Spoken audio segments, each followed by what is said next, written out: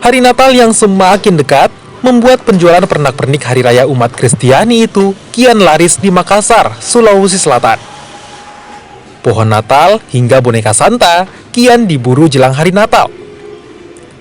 Penjualan pernak-pernik Natal pun mulai meningkat. Hal ini mulai terlihat di salah satu toko pernak-pernik Natal di kota Makassar, Sulawesi Selatan. Umat Kristiani berbondong-bondong membeli pernak-pernik demi menyambut perayaan di tahun ini. Sejauh ini ya, karena ini kan sudah mulai mendekati momen Natal, jadi ini peningkatan permintaan dari customer juga semakin meningkat. Karena kan sebenarnya untuk yang Christmas ini kan kita sudah mulai dari Desember kemarin itu kita sudah mulai ada permintaan, tapi untuk yang di minggu ini memang sudah mulai ada peningkatan lah dibandingkan dengan yang minggu sebelumnya. Yang jadi favorit apa Kak dari customer?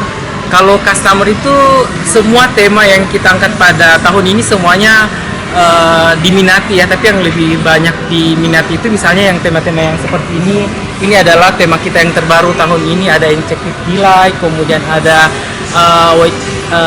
Wishes, kemudian ada Everlasting Bliss, itu juga paling banyak diminati. Yang natural yang nuansa merah, kemudian nuansa gold, itu yang lagi banyak diminati juga untuk tahun ini.